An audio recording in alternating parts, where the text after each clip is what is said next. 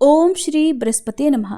हिंदू धर्म में सभी दिन किसी न किसी देवी देवता को समर्पित होते हैं। इसी तरह गुरुवार का दिन भगवान विष्णु के लिए विशेष माना जाता है। इस दिन भगवान विष्णु के बृहस्पति रूप की पूजा करने से कुंडली में उपस्थित बृहस्पति के सभी दोष दूर हो जाते हैं। बृहस्पतिवार यानी गुरुवार के दिन व्रत रखने से निसंतान को पुत्र की प्राप्ति होती है, निर्धन को धन की प्राप्ति होती है और परिवार में सुख समृद्धि बनी रहती है।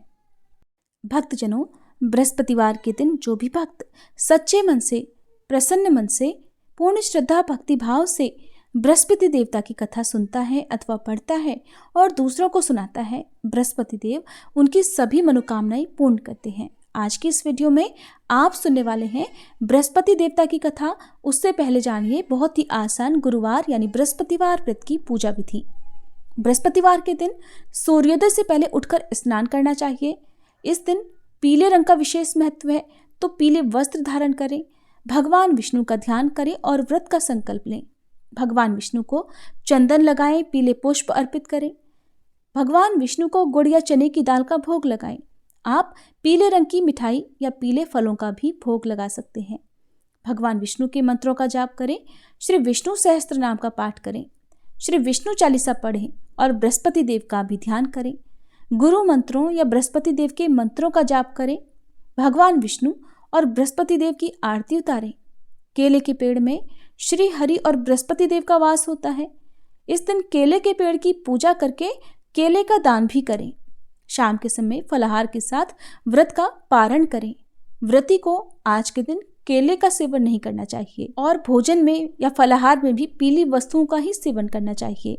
कथा सुनते समय अपने हाथ में पीला पुष्प रखें और कथा समाप्ति के बाद सच्चे मन से भगवान के चरणों में ये पुष्प अर्पित कर देना चाहिए। तो भक्तजनों, अब आपको सुनाते हैं बृहस्पति देवता की संपूर्ण कथा। भारतवर्ष में एक प्रतापी और दानी राजा राज्य करता था। वह नित्य गरीबों और ब्राह्मणों की सहायता करता था। ये बात उसकी रानी को अच्छी नहीं लगती थी।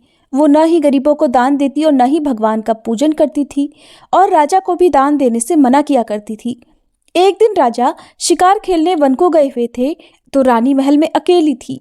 उसी समय बृहस्पति देव साधु वेश में राजा के महल में भिक्षा के लिए गए और भिक्षा मांगी। रानी ने भिक्षा देने से इनकार कर दिया और कहा, हे साधु महाराज, मैं तो इस दान पुण्य से तंग आ गई हूँ। मेरा पति सारा धन लुटाते रहते हैं। मेरी इच्छा है कि हमारा धन नष्ट हो जाए, फिर न रहेगा बांस, न बजेगी बांसुरी। साधु ने कहा, देवी तुम तो बड़ी विचित्र हो। धन संतान तो सभी चाहते हैं, पुत्र और लक्ष्मी तो पापी के घर भी होने चाहिए।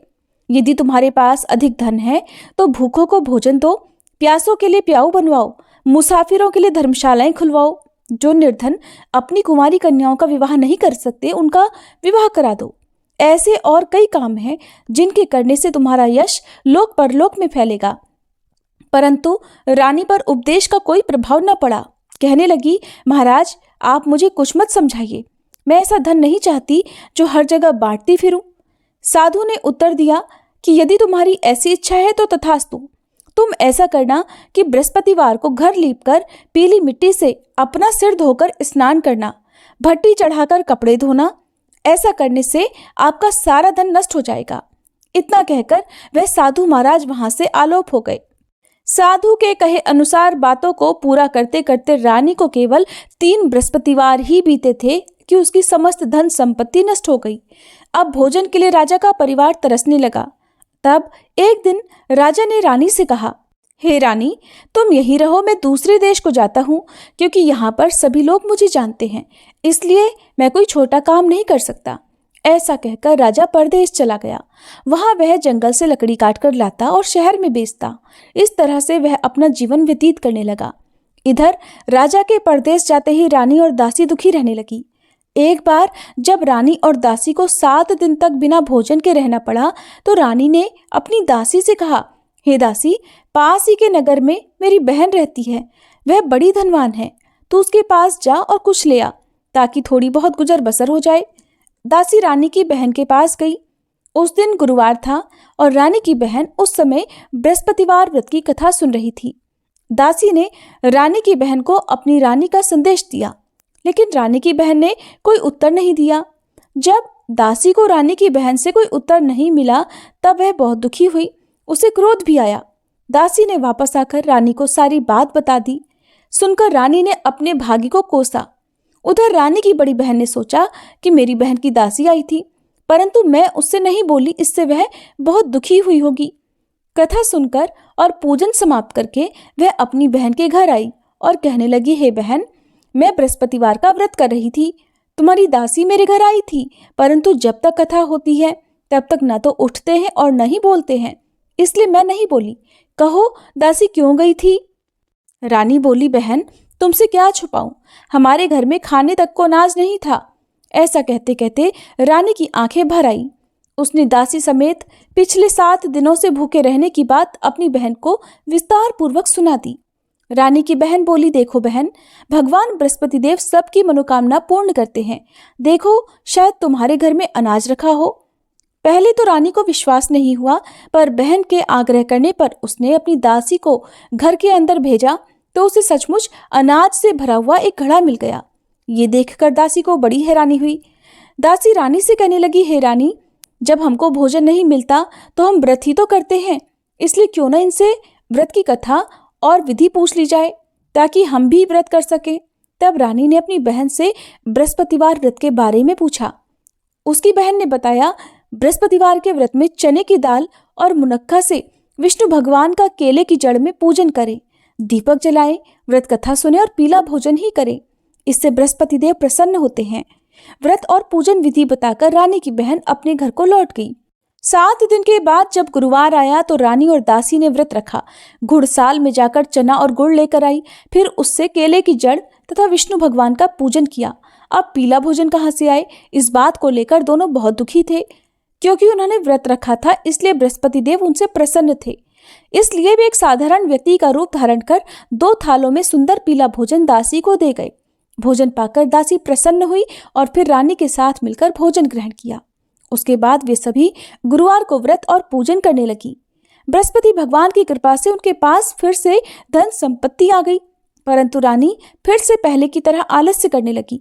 तब दासी बोली, देखो रानी, तुम पहले भी इसी प्रकार आलस्य करती थी। तुम्हें धन रखने में कष्ट होता था, इस कारण सभी धन नष्ट हो गया, और अब जब भगवान बृहस्पति की कृपा से धन मिला है तो तुम्हें फिर से आलस्य होता है। रानी को समझाते हुए दासी कहती है कि बड़ी मुसीबतों के बाद हमने ये धन पाया है, इसलिए हमें दान पुण्य करना चाहिए, भूखे मनुष्यों को भोजन कराना चाहिए और धन को शुभ कार्यों में खर्च करना चाहिए, जिससे तुम्हारे कुल का यश बढ़ेगा, स्वर्ग की प्राप्ति होगी और पितर प्रसन्न होंगे। दासी की बात मानकर रानी अपना धन शुभ कार्यों में खर्च करने लगी, जिससे पूरे नगर में उसका यश फैलने लगा। फिर एक दिन रानी और दासी आपस में विचार करने लगी कि न जाने राजा किस दशा में होंगे, उनकी कोई खोज खबर भी नहीं है। उन्होंने श्रद्धा पूर्वक बृहस्पति भगवान से प्रार्थना की कि राजा जहाँ कहीं भी हो शीघ्र वापस आ जाएं। उधर वह राजा एक दिन दुखी होकर जंगल में एक पेड़ के नीचे आसन जमाकर बैठ गया। वह अपनी दशा को याद करके व्याकुल होने लगा। बृहस्पतिवार का दिन था। एकाएक उसने देखा कि निर्जन वन में एक साधु प्रकट हुए। वह साधु वेश में स्वयं बृहस्पति देवता थे। लकड़हारे के सामने आकर बोले, हे लकड़हारे, इस सुनसान जंगल में तू चिंता मगन क्यों बैठा है? लकड़हारे ने दोनों हाथ जोड़कर प्रणाम किया और उत्तर दिया, महात्मा जी, आप सब कुछ जानते हैं, मैं क्या कहूँ? ये कहकर वह रोने लगा और साधु को अपनी आत्मकथा सुनाई। महाराज जी ने कहा, तुम्हारी स्त्री ने बृहस्पति के दिन बृहस्पति भगवान का निरादर किया है, जिसके कारण रुष्ट होकर उन्होंने तुम्हारी ये दशा कर दी। अब तुम चिंता दूर करके मेरे कहने पर चलो तो तुम्हारे सभी कष्ट दूर हो जाएंगे और भगवान पहले से भी अधिक संपत्ति देंगे। तुम बृहस्पति के दिन कथा किया करो। 2 पैसे के चने मुनक्का लाकर उसका प्रसाद बनाओ और शुद्ध जल से लोटे में शक्कर मिलाकर अमृत तैयार करो। कथा के पश्चात अपने सारे परिवार और सुनने वाले प्रेमियों में अमृत और प्रसाद बांटकर आप भी ग्रहण करो। ऐसा करने से भगवान तुम्हारी सब मनोकामनाएं पूर्ण करेंगे। साधु के ऐसे वचन सुनकर लकड़हारा बोला, हे प्रभु, मुझे लकड़ी बेचकर इतना पैसा नहीं मिलता जिससे भोजन के बाद कुछ बचा सकूं। मैंने रात में अपनी पत्नी को व्याकुल देखा है। मेरे पास कुछ भी नहीं जिससे मैं उसकी खबर मंगा सकूं। साधु ने कहा, हे लकड़हारे, तुम किसी बात की चिंता मत करो। बृहस्पति के दिन तुम रोजाना की तरह लकड़ियां लेकर शहर को जाओ। तुमको रोज से 2 गुना धन प्राप्त होगा, जिससे तुम भलीभांति भोजन कर लोगे और बृहस्पति देव की पूजा का सामान भी आ जाएगा। जो तुमने बृहस्पतिवार की कहानी के बारे में पूछा है वह इस प्रकार है। प्राचीन काल में एक बहुत ही निर्धन ब्राह्मण था। उसकी कोई संतान न थी। वह नित्य पूजा पाठ करता, लेकिन उसकी पत्नी न स्नान करती और न किसी देवता का पूजन करती। इसी कारण वह ब्राह्मण देवता बहुत दुखी रहते थे। भगवान की कृपा से ब्राह्मण के यहाँ एक कन्या उत्पन्न हुई। कन्या बड़ी होने लगी। प्रातः स्नान करके वह भगवान विष्णु का जप करती, बृहस्पतिवार का व्रत करने लगी। पूजा पाठ समाप्त कर पाठशाला जाती तो अपनी मुट्ठी में जौ भरकर ले जाती और पाठशाला के मार्ग में डालती जाती। लौटते समय वही जौ सोने के हो जाते तो उनको बीनकर घर ले आती। एक दिन वह बालिका सूप में उन सोने के जौ को फटक कर साफ कर रही थी कि तभी उसकी माँ ने देख लिया और कहा कि हे बेटी, सोने के जौ को फटकने के लिए सोने का सूप भी तो होना चाहिए। दूसरे दिन गुरुवार था। उस कन्या ने व्रत रखा और बृहस्पति देव से सोने का सूप देने की प्रार्थना की। बृहस्पति देव ने उसकी प्रार्थना स्वीकार कर ली। रोजाना की तरह वह कन्या जौ फैलाती हुई पाठशाला चली गई। पाठशाला से लौटकर जब वह जौ बीन रही थी तो बृहस्पति देव की कृपा से उसे सोने का सूप भी मिल गया। उसे वह घर ले आई और उससे जौ साफ करने लगी, परंतु उसकी माँ का वही ढंग रहा। एक दिन की बात है, कन्या सोने के सूप में जब जौ साफ कर रही थी, उसी समय उस नगर का राजकुमार वहां से निकला। कन्या के रूप और कार्य को देखकर वह उस पर मोहित हो गया। राजमहल आकर वह भोजन और जल त्याग कर उदास होकर लेट गया। राजा को जब राजकुमार द्वारा अन्न जल त्यागने का समाचार पता चला तो अपने मंत्रियों के साथ वह अपने पुत्र के पास गया और कारण पूछा। राजकुमार ने राजा को उस लड़की के घर का पता भी बता दिया। मंत्री उस लड़की के घर गया। मंत्री ने ब्राह्मण के सामने राजा की ओर से निवेदन किया। कुछ ही दिन बाद ब्राह्मण की कन्या का विवाह राजकुमार के साथ संपन्न हो गया। इधर कन्या के घर से जाते ही ब्राह्मण देवता के घर में पहले की तरह गरीबी का निवास हो गया। एक दिन दुखी होकर वह ब्राह्मण अपनी पुत्री से मिलने गए। बेटी ने पिता की अवस्था को देखा और अपनी माँ का हाल पूछा। ब्राह्मण ने सभी हाल कह सुनाया। तब कन्या ने बहुत सारा धन देकर अपने पिता को विदा कर दिया। लेकिन कुछ दिन बाद फिर वही हाल हो गया। ब्राह्मण फिर अपनी कन्या के यहाँ गया और सभी हाल कहा तो पुत्री बोली, हे पिताजी, आप माताजी को यहाँ लिवा लाओ, मैं उन्हें वह विधि बता दूंगी जिससे गरीबी दूर हो जाए। ब्राह्मण देवता अपनी पत्नी को साथ लेकर अपनी पुत्री के पास राजमहल पहुंचे तो पुत्री अपनी माँ को समझाने लगी, हे माँ, तुम प्रातःकाल स्नानादि करके विष्णु भगवान का पूजन करो तो सब दरिद्रता दूर हो जाएगी। परंतु उसकी माँ ने उसकी एक भी बात नहीं मानी। वह प्रातःकाल उठकर अपनी पुत्री की बची जूठन को खा लेती थी। एक दिन उसकी पुत्री को बहुत गुस्सा आया। उसने अपनी माँ को एक कोठरी में बंद कर दिया। प्रातः उसे स्नानादि करा के पूजा पाठ करवाया तो उसकी माँ की बुद्धि ठीक हो गई। इसके बाद वह नियम से पूजा पाठ करने लगी और प्रत्येक बृहस्पतिवार को व्रत करने लगी। इस व्रत के प्रभाव से मृत्यु के बाद वह स्वर्ग को गई। वह ब्राह्मण भी सुखपूर्वक इस लोक का सुख भोगकर स्वर्ग को प्राप्त हुआ। इतना कहकर साधु अंतर ध्यान हो गए। धीरे धीरे समय बीतने पर फिर वही बृहस्पतिवार का दिन आया। लकड़हारा जंगल से लकड़ी काटकर किसी शहर में बेचने गया। उसे उस दिन और दिन से अधिक पैसा मिला। राजा ने चना गुड़ आदि लाकर गुरुवार का व्रत किया। उस दिन से उसके सभी क्लेश दूर हुए। परंतु जब दोबारा गुरुवार का दिन आया तो बृहस्पतिवार का व्रत करना भूल गया। इस कारण बृहस्पति भगवान नाराज हो गए। उस दिन उस नगर के राजा ने विशाल यज्ञ का आयोजन किया था और शहर में ये घोषणा कर दी कि कोई भी मनुष्य अपने घर में भोजन न बनाए, न आग जलाए। समस्त जनता मेरे यहाँ भोजन करने आए। इस आज्ञा को जो न मानेगा उसे फांसी की सजा दी जाएगी। इस तरह की घोषणा संपूर्ण नगर में करवा दी गई। राजा की आज्ञा अनुसार शहर के सभी लोग भोजन करने गए, लेकिन लकड़हारा कुछ देर से पहुंचा, इसलिए राजा उसको अपने साथ घर लिवा ले गए और ले जाकर भोजन करा रहे थे तो रानी की दृष्टि उस खूंटी पर पड़ी जिस पर उसका हार लटका हुआ था। वह वहां पर नहीं दिखाई दिया। रानी ने निश्चय किया कि मेरा हार इसी मनुष्य ने चुरा लिया है। उसी समय सिपाहियों को बुलाकर उसको कारागार में डलवा दिया। जब लकड़हारा कारागार में पड़ गया और बहुत दुखी होकर विचार करने लगा कि न जाने कौन से पूर्व जन्म के कर्म से मुझे यह दुख प्राप्त हुआ है, और उसी साधु को याद करने लगा जो कि जंगल में मिला था। उसी समय तत्काल बृहस्पति देव साधु के रूप में प्रकट हुए और उसकी दशा को देखकर कहने लगे, अरे मूर्ख, तूने बृहस्पति देव की कथा नहीं करी, इस कारण तुझे ये दुख प्राप्त हुआ है। अब चिंता मत कर, बृहस्पतिवार के दिन कारागार के दरवाजे पर 4 पैसे पड़े मिलेंगे। उनसे तू बृहस्पति देव की पूजा करना, तेरे सभी कष्ट दूर हो जाएंगे। बृहस्पति के दिन उसे 4 पैसे मिले। लकड़हारे ने कथा कही। उसी रात को बृहस्पति देव ने उस नगर के राजा को स्वप्न में कहा, हे राजा, तुमने जिस आदमी को कारागार में बंद कर दिया है वह निर्दोष है, वह राजा है, उसे छोड़ देना। रानी का हार उसी खूंटी पर लटका है। अगर तू ऐसा नहीं करेगा तो मैं तेरे राज्य को नष्ट कर दूंगा। इस तरह रात के स्वप्न को देखकर राजा प्रातःकाल उठा और खूंटी पर हार देखकर लकड़हारे को बुलाकर क्षमा मांगी और लकड़हारे को योग्य सुंदर वस्त्र आभूषण देकर विदा कर दिया। बृहस्पति देव की आज्ञा अनुसार लकड़हारा अब अपने नगर को चल दिया। राजा जब अपने नगर के निकट पहुंचा तो उसे बड़ा आश्चर्य हुआ। नगर में पहले से अधिक बाग, तालाब, कुएं तथा बहुत सी धर्मशाला, मंदिर आदि बन गई हैं। राजा ने पूछा, ये किसका बाग और धर्मशाला है? तब नगर के सब लोग कहने लगे, ये सब रानी और बांदी के हैं। तो राजा को आश्चर्य हुआ और गुस्सा भी आया। जब रानी ने ये खबर सुनी कि राजा आ रहे हैं तो उन्होंने बांदी से कहा, हे दासी, देख, राजा हमको कितनी बुरी हालत में छोड़ गए थे। हमारी ऐसी हालत देखकर वो लौट ना जाए, इसलिए तू दरवाजे पर खड़ी हो जा। आज्ञा अनुसार दासी दरवाजे पर खड़ी हो गई। राजा आए तो उन्हें अपने साथ लिवा लाई।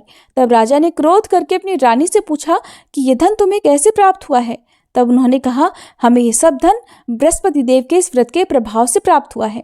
अब राजा ने निश्चय किया कि 7 रोज बाद तो सभी बृहस्पति देव का पूजन करते हैं, परंतु मैं प्रतिदिन दिन में 3 बार कहानी और रोज व्रत किया करूंगा। अब हर समय राजा के दुपट्टे में चने की दाल बंधी रहती और दिन में 3 बार कहानी कहता। एक रोज राजा ने विचार किया कि चलो अपनी बहन के यहाँ हो आए। इस तरह निश्चय कर राजा घोड़े पर सवार होकर अपनी बहन के यहाँ को चलने लगा। मार्ग में उसने देखा कि कुछ आदमी एक मुर्दे को लिए जा रहे हैं। उन्हें रोककर राजा कहने लगा, अरे भाइयों, मेरी बृहस्पति देव की कथा सुन लो। वे बोले, लो, हमारा तो आदमी मर गया है, इसको अपनी कथा की पड़ी है। परंतु कुछ आदमी बोले, अच्छा कहो, हम तुम्हारी कथा भी सुनेंगे। राजा ने दाल निकाल ली और जब कथा आधी हुई थी कि मुर्दा हिलने लग गया और जब कथा समाप्त हो गई तो राम राम करके वह मनुष्य उठकर खड़ा हो गया। आगे मार्ग में उसे एक किसान खेत में हल चलाता मिला। राजा ने उसे देखा तो उससे बोले, अरे भैया, तुम मेरी बृहस्पतिवार की कथा सुन लो। किसान बोला, जब तक मैं तेरी कथा सुनूंगा तब तक 4 हरैया जोत लूंगा। जा, अपनी कथा किसी और को सुनाना। इस तरह राजा आगे चलने लगा। राजा के हटते ही बैल पछाड़ खाकर गिर गए और उस किसान के पेट में बड़ी जोर का दर्द होने लगा। उसी समय उसकी माँ रोटी लेकर आई। जब उसने ये देखा तो अपने पुत्र से सब हाल पूछा और बेटे ने सभी हाल कह दिया। तो बुढ़िया दौड़ी दौड़ी उस घुड़सवार के पास गई और उससे बोली कि मैं तेरी कथा सुनूंगी, तू अपनी कथा मेरे खेत पर चलकर ही कहना। राजा ने बुढ़िया के खेत पर जाकर कथा कही, जिसके सुनते ही बैल उठ खड़े हुए और किसान के पेट का दर्द भी बंद हो गया। राजा अपनी बहन के घर पहुंचा। बहन ने भाई की खूब मेहमानी की। दूसरे रोज प्रातःकाल राजा जगा तो वह देखने लगा कि सब लोग भोजन कर रहे हैं। राजा ने अपनी बहन से कहा, ऐसा कोई मनुष्य है जिसने भोजन ना किया हो? मेरी बृहस्पतिवार की कथा सुन ले। बहन बोली, है भैया, ये देश ऐसा ही है। पहले यहाँ लोग भोजन करते हैं, बाद में अन्य काम करते हैं।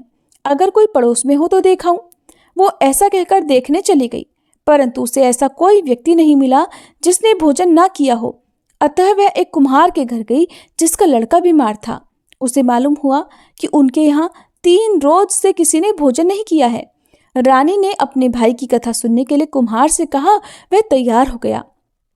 राजा ने जाकर बृहस्पतिवार की कथा कही, जिसको सुनकर उसका लड़का ठीक हो गया।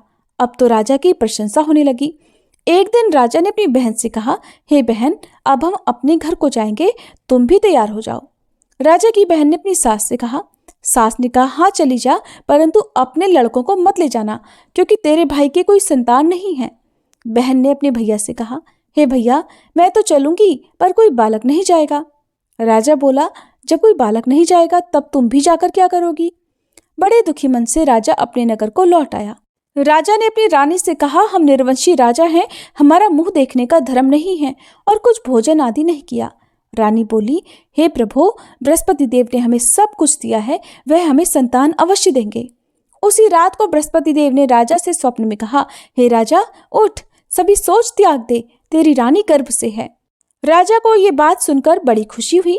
9वें महीने में उसके गर्भ से एक सुंदर पुत्र पैदा हुआ।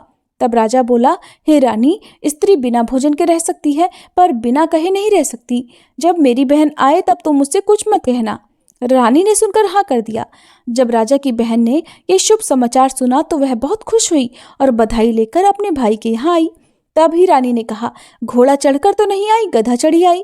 राजा की बहन बोली, भाभी, मैं इस प्रकार ना कहती तो तुम्हें संतान कैसे मिलती। बृहस्पति देव ऐसे ही हैं, जैसी जिसके मन में कामनाएं हैं सभी को पूर्ण करते हैं। जो सद्भावना पूर्वक बृहस्पतिवार का व्रत करता है और कथा पढ़ता है अथवा सुनता है, दूसरों को सुनाता है, बृहस्पति देव उसकी सभी मनोकामनाएं पूर्ण करते हैं। प्रेम से बोलिए बृहस्पति देवता की जय। भक्तजनों, ये थी बृहस्पति देवता की कथा।